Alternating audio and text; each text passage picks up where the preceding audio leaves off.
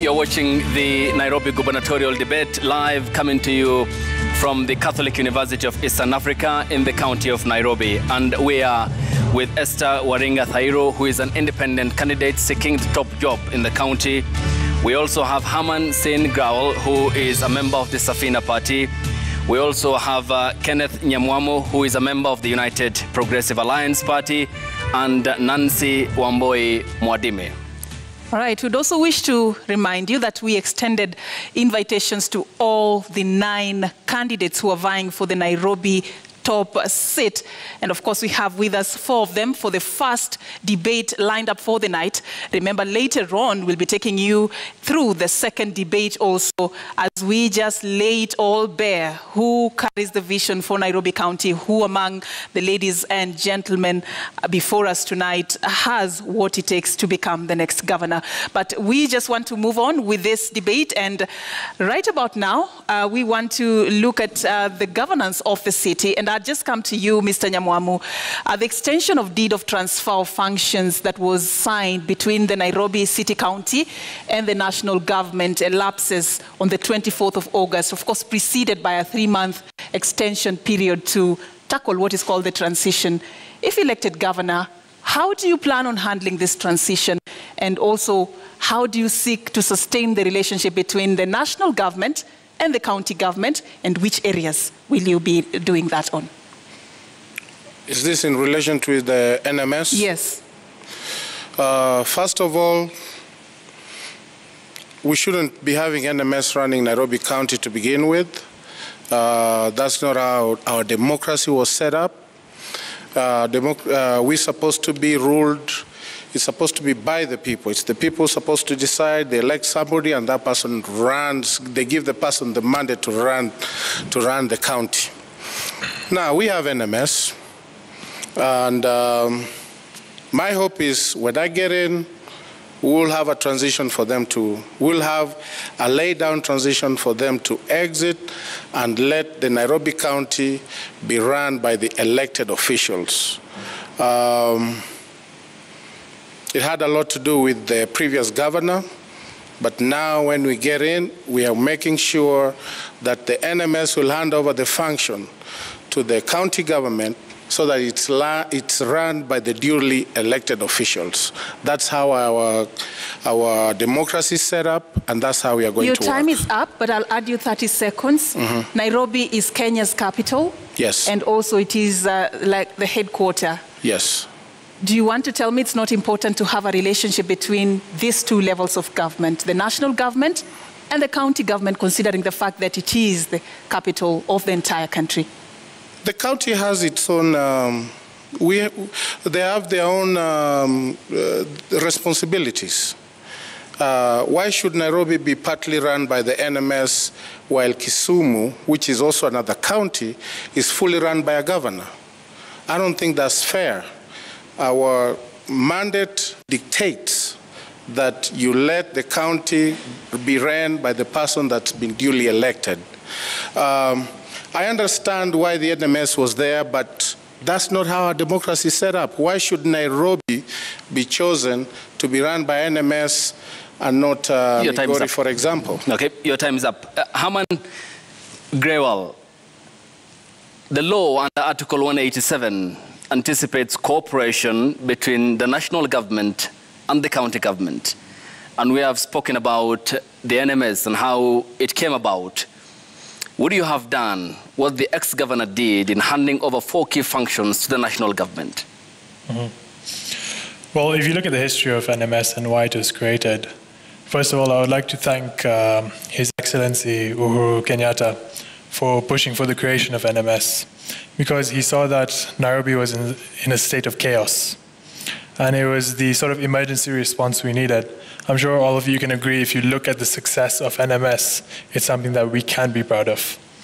NMS has accomplished what the governor is supposed to accomplish. And NMS was a substitute for the governor, meaning that we need to move back into our normal state of operation. And we had the separation of powers so that we can allow elected leaders for certain areas be in charge of those areas. If we elect someone for a county, it would not be fair, just, or constitutional to have the president be running that county entirely. There must be collaboration, and we will transition in a peaceful and positive way. Okay, your time is up, but I add you 30 seconds for clarity. And there seems to be no response to my question, and I need clarity on this. If accorded the mandate by the people of Nairobi County, would you have done what the former governor did at State House in February 2020? I feel that given the situation we were in at the time, it did make sense, but it did happen because of the governor's actions. So I feel that if I'm responsible as a governor, I wouldn't allow us to reach that state. But if we are in that state, we must be responsible as leaders and say, I've made a mistake. I'm not delivering as a leader. And take a step back so that our country can prosper. Thank you. Thank you. All right, Ms. Nancy Mwadime, how do you plan on sustaining the relationship between the two levels of government, considering the fact that you're vying on an Usawa kwa wote party ticket, assuming the government is taken over by somebody a party that is not in your political camp? What will you do and how will you sustain this relationship? I'll be able to maintain the relationship because the two bodies, the national government and county government, we need one another. And each body has its own role to play. The national government, the county government, because even some of the assignments which are done by the county government work in relation with the national government. So what I would say is that I'll maintain the relationship, and where necessary, we shall work together. And at times, for example, with NMS, I would say that the county government, with a good leader, we have all what we need in the county government. We have workers from top, from the engineers to the accountant to the officers. So what I would say that with good leadership, the county government can be able to manage. Thank you. Your time is up. Okay. Esther Waringa, I come to you. And owing to the importance of the close cooperation needed between the national government and the counties, because the understanding is that the two levels of government are meant to provide services for the people of the Republic of Kenya who hold the sovereignty under Article 1 of the Constitution. What will be your approach between the relationship between State House and City Hall? Well, a leadership of a nation, even though it has different bodies, is still one, because the objective is for the interest of the people who have the sovereign power. So I see that in partnership and consultation, we can really work, the county government and the State House, because everything that is done, the functions could be different because of devolution, but it is workable with partnership. Let me give an example. The county government holds the EAC level of education, but that does not stop a county governor to be in partnership with the national government to build a school. So I find that it's more of a consultation and partnership over leadership, and that will work. I add you 30 seconds, and clearly then tell me, the education docket is budgeted for 520 billion, lion's share of the country's financial year. There are some roles which are devolved, others aren't. How do you draw that very thin line as to what you will accomplish in terms of education? You see, if we have plans that involves the people, the partnership to be also drilled down to the people, the NGOs, and even stakeholders. It is possible to even be able to meet the target of what you're doing. It's more of partnership that will work, and involving the people also to be partners, stakeholders. Thank you. Yes. All right, so we want to move this forward to the issue of living and working conditions for the residents of Nairobi. Mr. Nyamwamu, I see you have an issue you want to raise. Yes. I'll give you 30 seconds to address that. I just want to talk about this NMS county government thing. NMS is being headed by a military guy. Now, the government should act as an oversight it should be the oversight role in terms of overseeing what the counties are doing. But devolution was there to bring services closer to the people, and that's why we have devolution.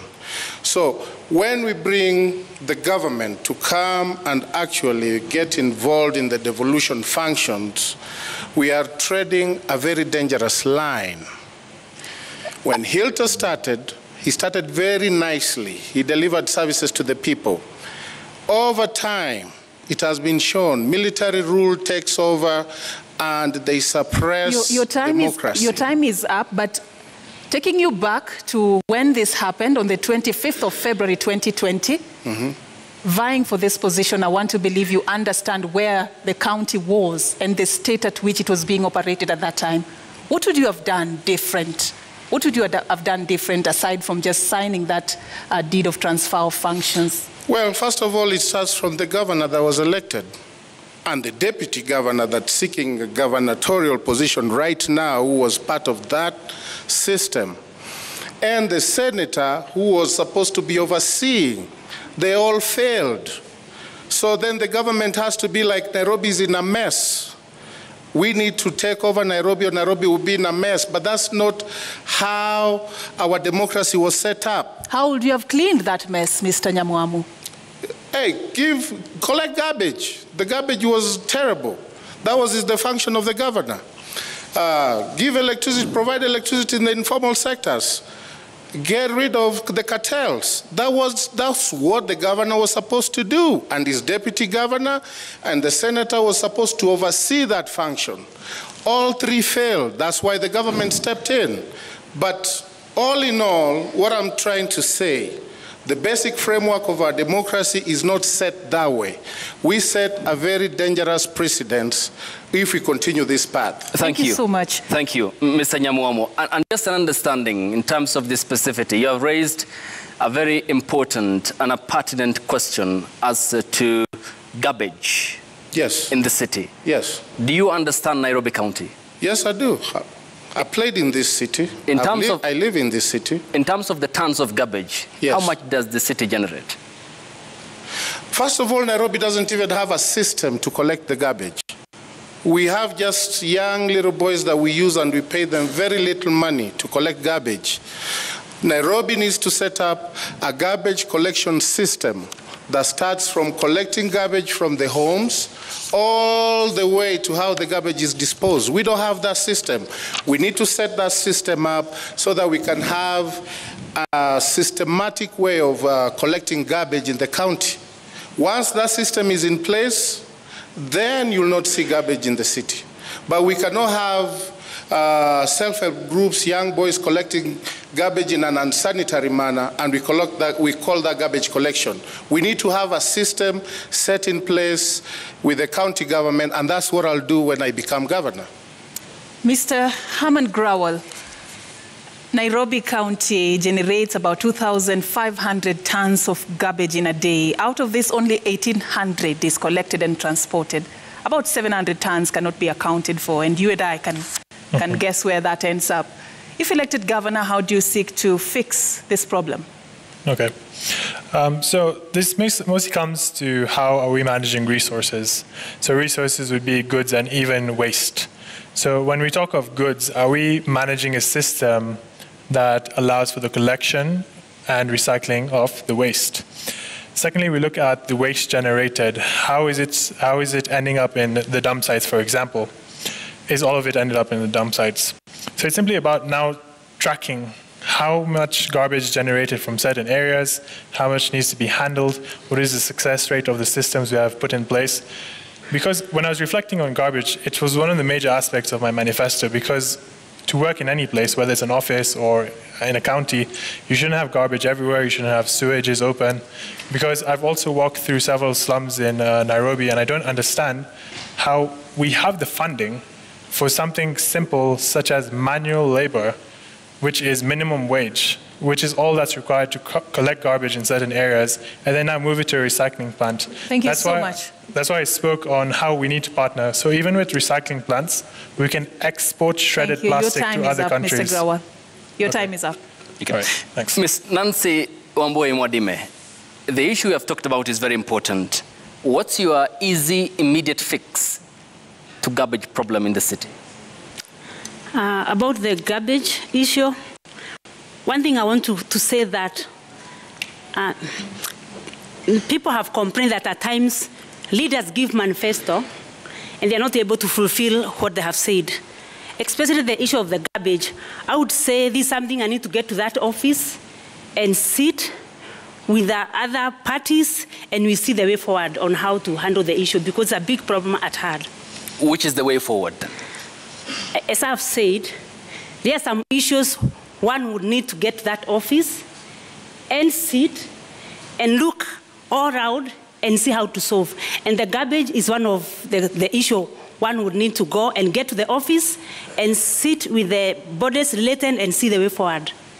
And how does that way forward formula look like? Because the people of Nairobi watching this debate want clarity to the questions that we are asking you. What's the approach? How?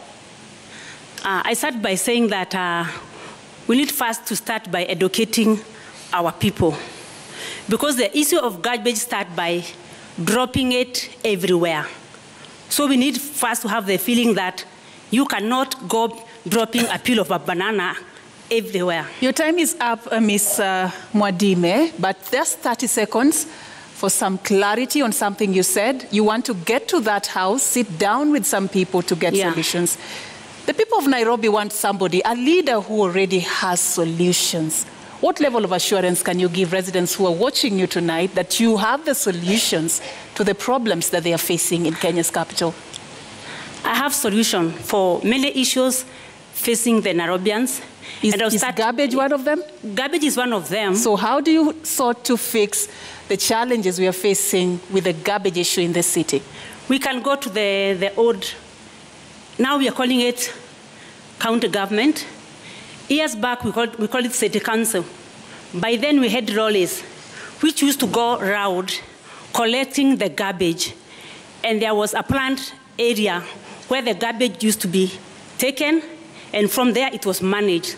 So what I'm trying to say is that we can get back to the Nairobi, which was there some years back, and the county government provide those services to the citizen, correcting the garbage and knowing where the garbage should go and knowing how the garbage will be managed. Thank you.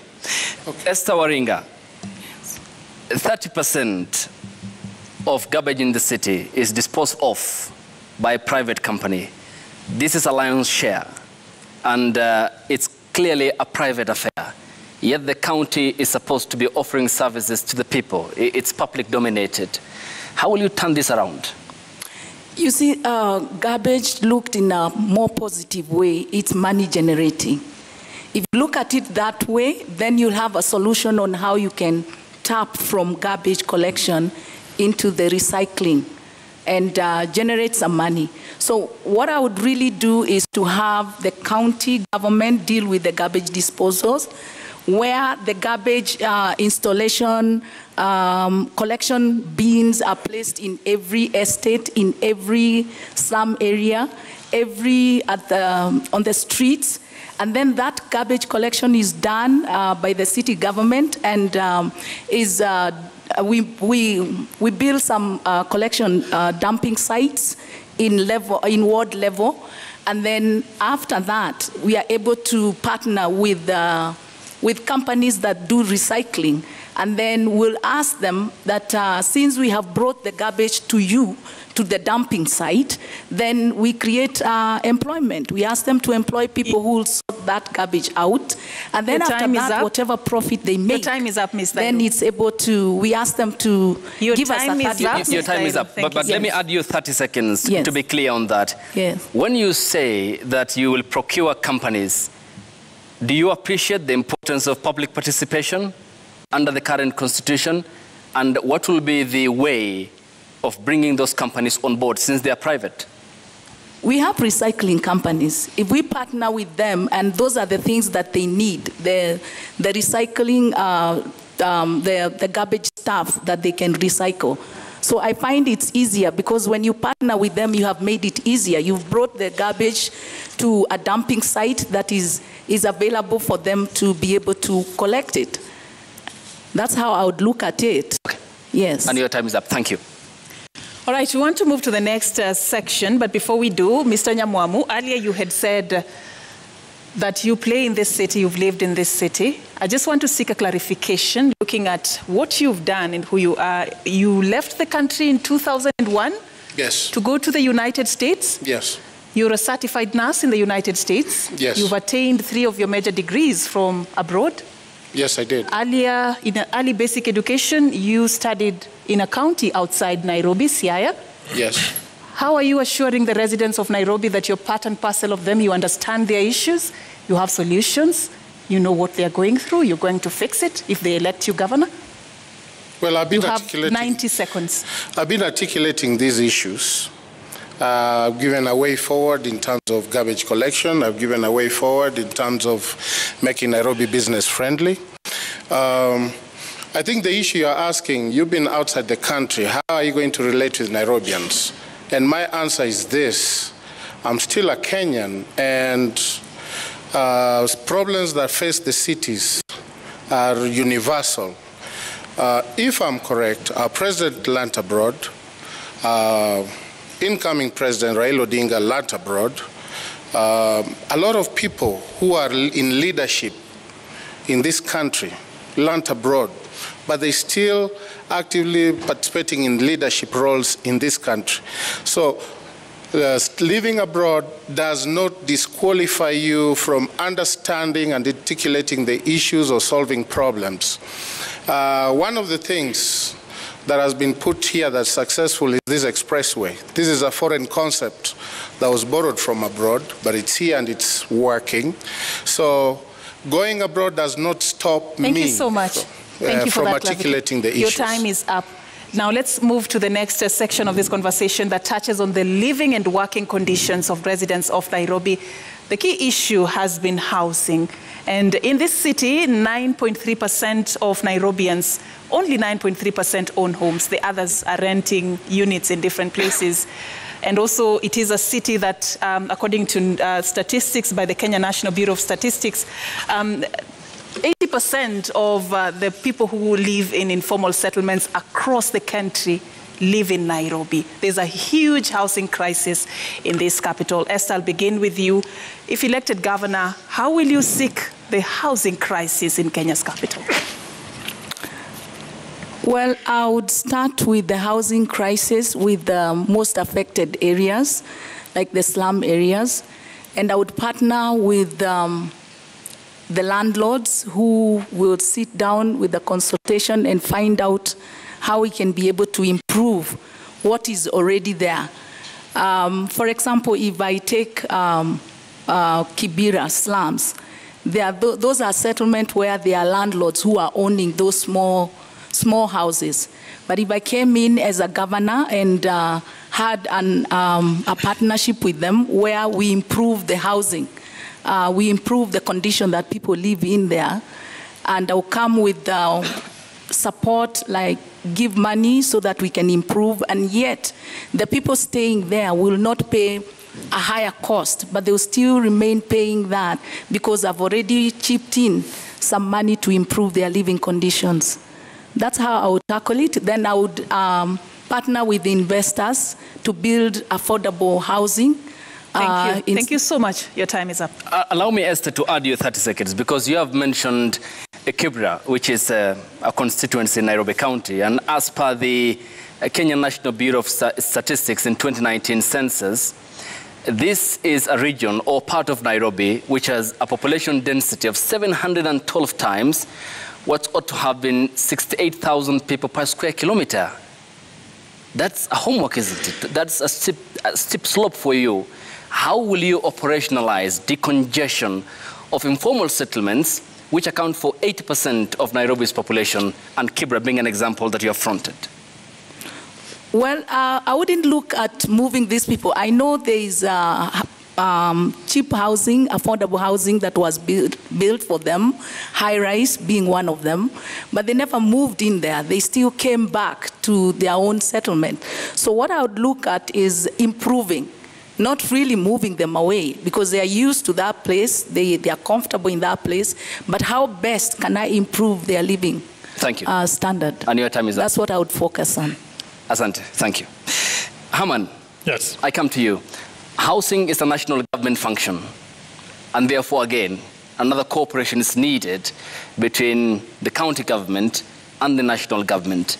We already are falling short of the targeted 250,000 household units to be delivered.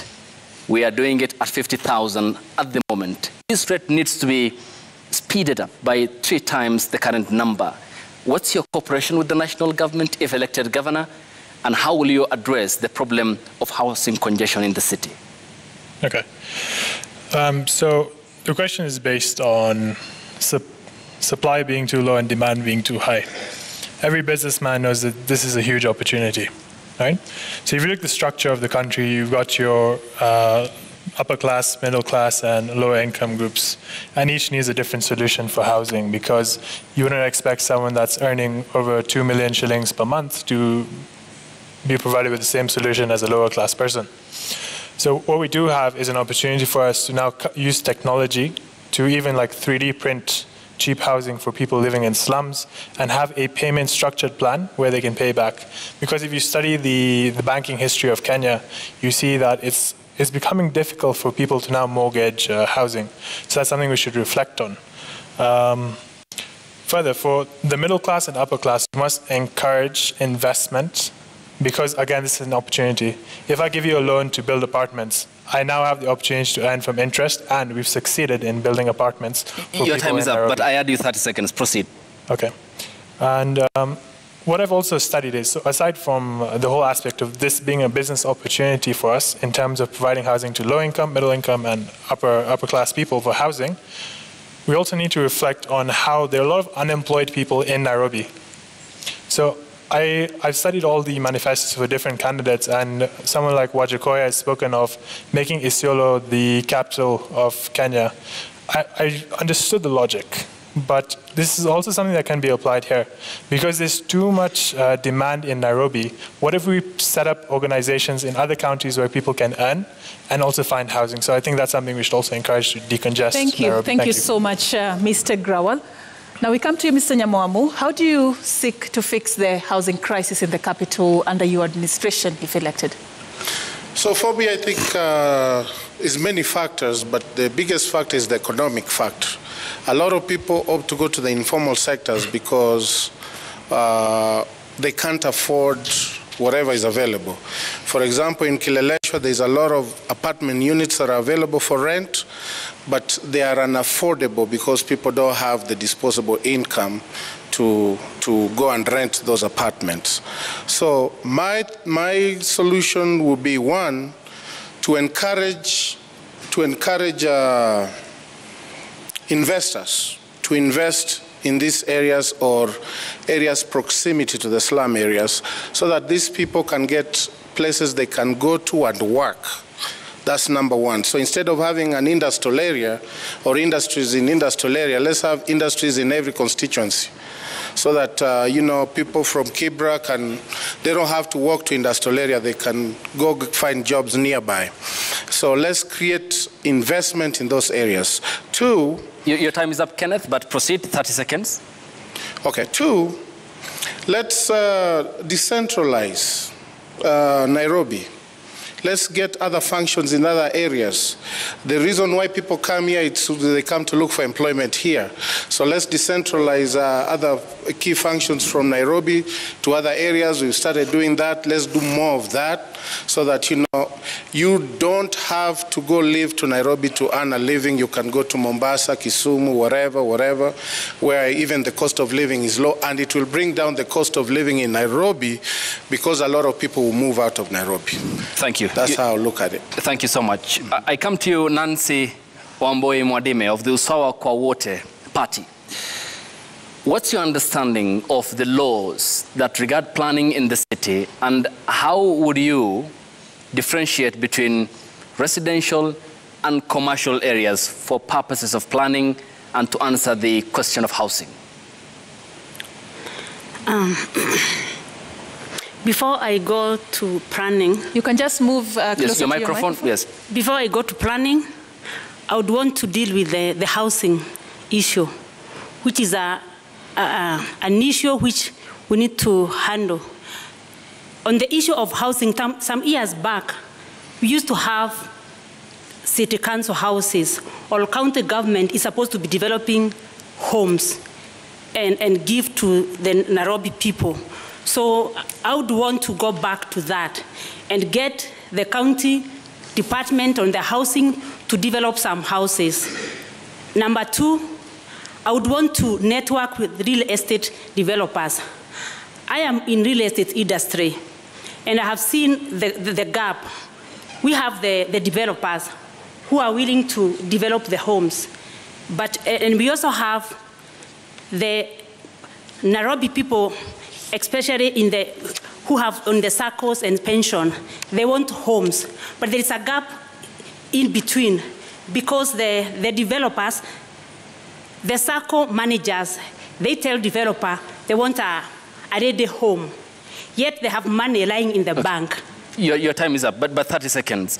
When you talk about the real estate industry where you are a subscriber to, do you have an understanding of the complaints lodged in a court of law against you by your employers of mistreatment and lack of pay? I do have, because when you are a developer and the economy is affected, our work is affected. And most of the complaints we have is that we are not finishing the houses. But the problem is not really the developer 100%. It goes all the way to the economy. Because when we don't have an atmosphere for the business, as a developer, you start your development, and because of the atmosphere, you are not able to receive the buyers for the homes, and you are not able to complete your development. But in this case, what I'm trying to say is that we can have a network between a developer and a circle, whereby the developer will develop homes for a particular circle using the same fund lying in the bank. And in this case, the Nairobi citizen will pay only 10 to 15,000 to own a house within 10 to 25 years. Your time is up. Thank you. And at this point, we also extended an opportunity to the residents of Nairobi to get a chance to ask questions. And we just want to get some of them so that our candidates can be able to respond.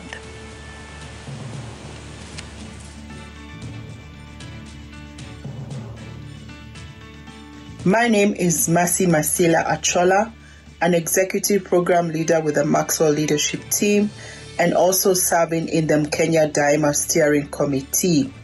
My question to the Nairobi gubernatorial candidates is, if elected to office, could you share with the residents of Nairobi what can we expect from you in your first 100 days in office?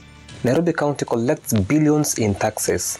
What mechanism are they going to put in place to ensure that Nairobi County's billions do not end up in the pockets of a few corrupt leaders? Nairobi's public transit system is a mess.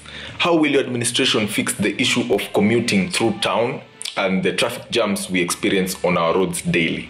Majina ni Nicholas Paul. Swali langu kwa waheshimiwa wanaokusudia kuwa gavana wa Nairobi. Ni mpango ipi mlioweka kuhakikisha ya kwamba wafanyabiashara wadogo wadogo hawadhulumiwi na mabwenyenye humu mjini? My name is Samuel Matara. I work and stay in Nairobi. And I have a question to all the Nairobi gubernatorial aspirants. Now, if you walk along the streets of Nairobi, the marketplaces of Nairobi, and also the residential places, you will encounter mounds of garbage strewn all over. And this is despite the previous governors promising that they will make sure that this city becomes clean. How are you going to ensure that this city becomes clean like the way it used to be? Question number one. NMS inatoa stage from CBD inapeleka outside CBD, and also they are banning border from CBD. Is it right on that way?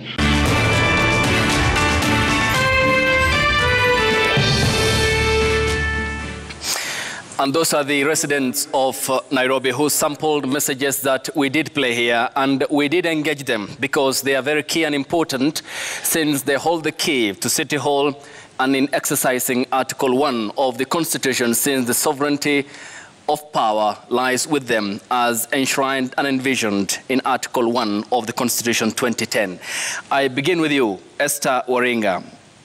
Vast array of topics from taxes, corruption, malfeasance, small businesses and the friendly environment they want, to planning. What's your response to what some of the sampled messages here had conveyed?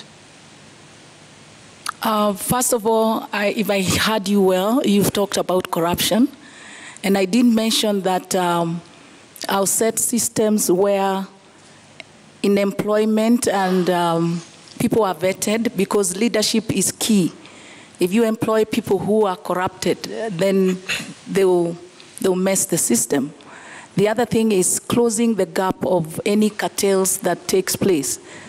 If I heard you well, again, you've talked about, if you can say small businesses? Sorry? Small businesses and friendly environment that they are seeking. Yeah, small businesses are very critical because they have a high percentage of employment. I would look at boosting them after COVID, post-COVID. The businesses were affected. So I would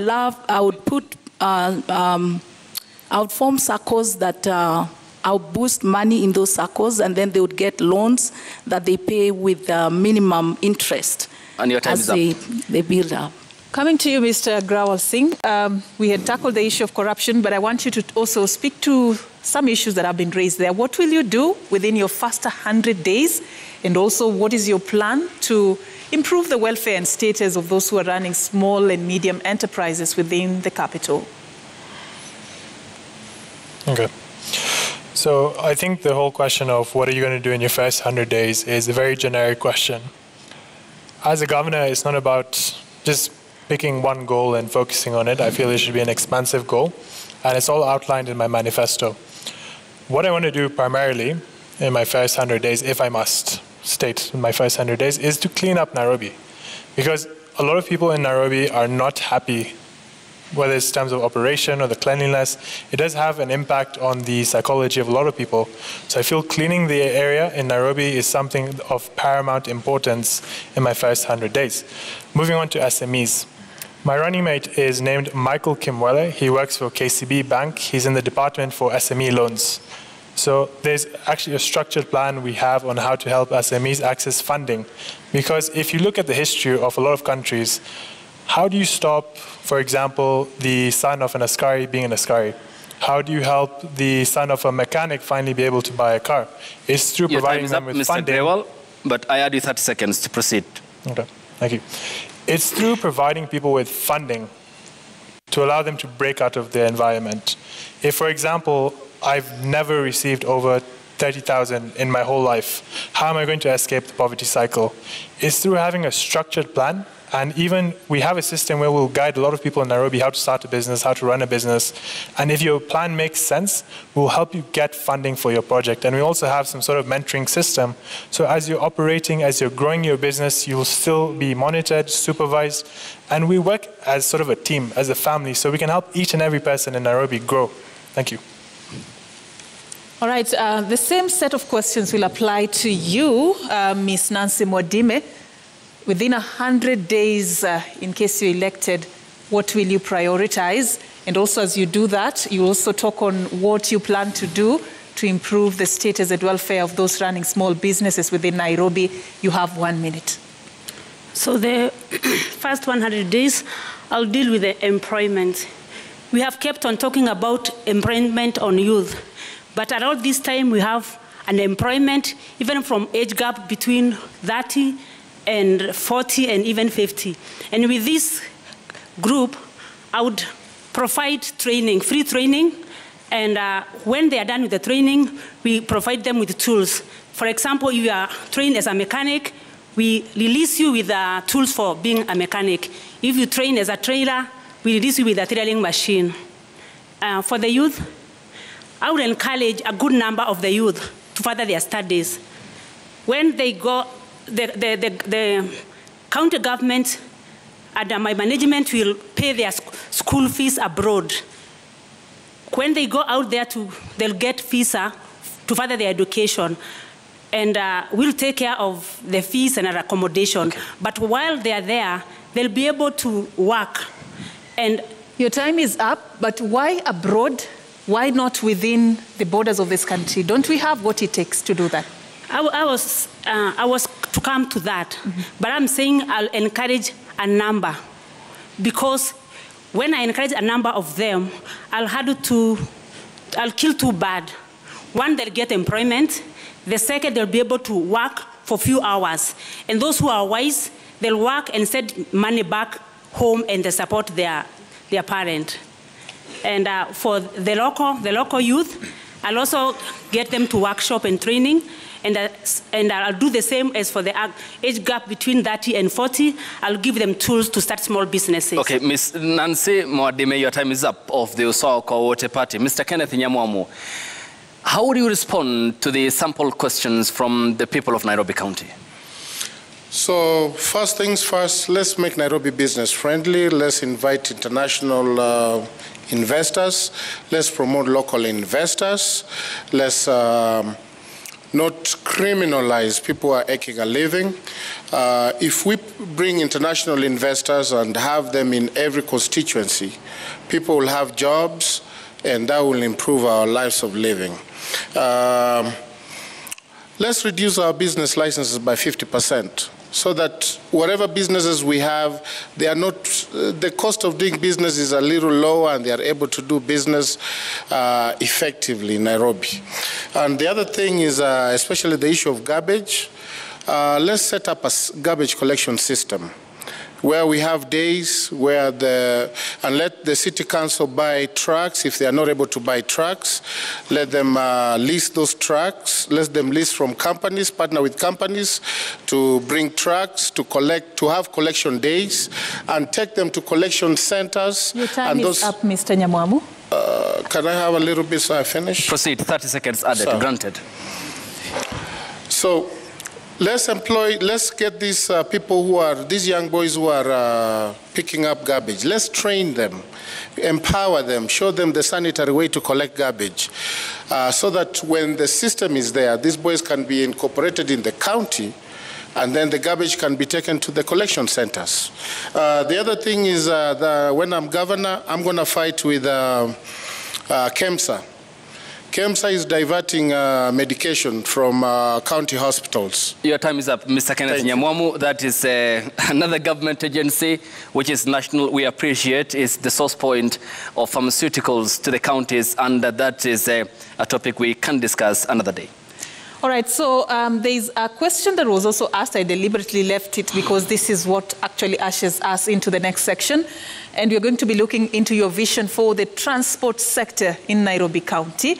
One of the residents of Nairobi County is concerned, actually, about the traffic jams that we witness each and every day if you live in the capital. Esther, what is your plan to end the perennial traffic jam menace, if elected? Thank you so much. About transport, I would say that if we have proper and efficient transport system that will work, it's good. If I'm elected, I would think of having to refurbish trains, have rails, train bringing people to town. That would decongest the traffic. I'd also have to have a consultation with the Matatu people and see how best we can have the public transport organized. I would also look at having designated lanes on the road where any buses or a car that has more than 3 people can use that lane, so that it's more faster to have them. Your time is up, but are those, I'll add you 30 seconds, are those not efforts that have been tried before? We've seen that in the capital already. Is there anything that you offer as an alternative for the residents of Nairobi? If you can ask the question again. I just want to inform you that those are things that the previous administrations have tried, using trains and also consultations with those who are operating in the public service sector. And of course, you know, is there something that you plan to do that will be different to fix the perennial problem of traffic jams? It's to encourage people to do carpooling if they are going the same direction. And if we had institutions like schools that are properly equipped and people take their kids to school where they stay, it's much better than crossing across to take a child to Nairobi Primary School when they live in Dadora. So I would reinforce that method of having the schools at their ward levels so that we can ease the congestion of traffic. Your time is up. Esther Waringa, Independent Party. Herman Grewal, what's your approach to traffic snarl-up and the menace in the city? Okay. So transport is a fairly complex issue. I'll try to speak on it in 1 minute, but generally it cannot be resolved in this much time. Once again, we break it down. We have three classes of people. We have the lower, middle, and upper class individuals, and each desire a different level of transport solutions. What often happens is, through my research, is I found when international guests come to Nairobi, how many of them are comfortable using a system such as matatus? How many of them understand how matatus work? It's not a large percentage. So I reflected on it. I came up with 3 solutions. I hope I have the time to touch on them. Number 1. The solution to traffic is not creating more roads. Because if we look at the history of Kenya, look at Thika Highway, for example, that was the more road solution. What we need is, because of the expanding population in Nairobi, we need to have structured mass transport systems that are of quality, that would fairly reduce transport. If I had a solution for me to come from Westlands to Karen, for example, that's quality public transport, I would use that. Your time is up, but I add you 30 seconds. Proceed. All right. I would use that. So we need to have quality mass transport. Something like bringing in double-decker buses into Nairobi would reduce the cost of transport even for the government, for individuals, and achieve the same thing. We can digitize the operation of matatus. Someone with a smartphone, the driver, I can track his phone. And as a user, I can see how far my matatu is and how long it will take. I link my account with that matatu, and then we can also have promotions for students. And lastly, we can also have a digital carpooling system where if I have a saloon car, for example, other people coming to Karen can simply share the cost of transport with me. And now this touches on the different classes we have, that's lower, middle, and upper class. Your time is up. All right, we move to you, Nancy Mwadime. Just your strategy of solving the traffic jams in Nairobi County. Before I would think of solving the issue of the transport, I would start by having everyone in Nairobi be able to access the transport, especially the people with special need. I would want us to introduce buses which are accessible to the person with a wheelchair. He can just driving and lifted to the bus and stay in the wheelchair, and when he gets to his destination, just is walk out, so that we can also protect their dignity. About the issue of the traffic jam, this is something which has always been discussed again and again. And at times I look at it, the people who discuss are not even the people who are using public transport. Because when you put the bus stage so far from town, then we expect people to walk that distance. I find that very unfair. For me, I would say, I would want to come up with a solution before I get the stage out. Okay. But before I get to that... Your time is up. Okay, I add you 30 seconds, but again, clarity. So before I get to the solution, I would advise that we have buses whereby they come across. For example, if the buses are coming from Global, they come closing over to the other side. We have designated road whereby the vehicles will come and close to the other side without saying that the bus stop or the stage will be at Grobo, and then people have to walk all the way to town. Okay. All right, and just to come to you, Mr. Nyamwamu, as well on the same issue of the perennial traffic jams in this country's capital, what is your solution? So first, let's expand the use of BRTs in our city, number one. Number two, let's introduce shifts, working shifts. Let people not come at the same time and leave at the same time. Services that don't need people to come to start work at 8, they can have shifts from maybe 11 to, I don't know, add 8 hours to that. But the concept is to have people come to work at different shifts. In essence, there was something that was talked about in 2013 about introducing Nairobi into a 24-hour economy. Let's introduce that 24-hour economy where we can have shifts and people come at this time, or that time. Another thing we can do about congestion is to have car holidays, days where, you know, we don't allow private cars or cars of particular whatever to come into the city. Let everybody use the BRTs or whatever public transportation is available to come to the city. Thank you. That will help with decongestion. Your time is up. And I start with Esther Waringa on podium number 1. Your closing remarks, 30 seconds, and kindly adhere to the time. I would say that the national government funds distribution to be considered because the county government has more of the functions, yet not enough money to fulfill those functions. And the other thing is that I would say is that I've lost my mind. Okay, and your time is up. So much. That is all I would say, that in partnership with the national government and the county government would really bring a smooth running of this city. Your time is up. Thank you. Thank you. Mr. Haman Grawal? Okay. Closing remarks are normally a lot longer, but I'll try 30 seconds. So I'm the Safina candidate for Nairobi governor. I'm 25 years old, and my candidature came as a shock to many. But I feel I've outlined the qualities I have that allowed me to be backed by Jimmy Richard Wanjigi and Paul Mwite for this position. I've come up with solutions for free healthcare, free education, and jobs for people across Kenya. And you can read my manifesto on harman47.com. Through strategy, this was also my manifesto launch that cost me 0 shillings, again showcasing how I can use little resources and accomplish a lot of things. Your time is up. Thanks so much. Thank you. Ms. Nancy Wamboi Mwadime, 30 seconds. My closing remarks, I would want to speak to the voters and tell them that if they vote for Nancy Wamboi, they will be voting for a leader who have them at heart. And I also want to advise them that it is time they choose or they select a leader who is a leader not because he's coming from big parties, not because he's giving them money, but a leader who can go and work for the people.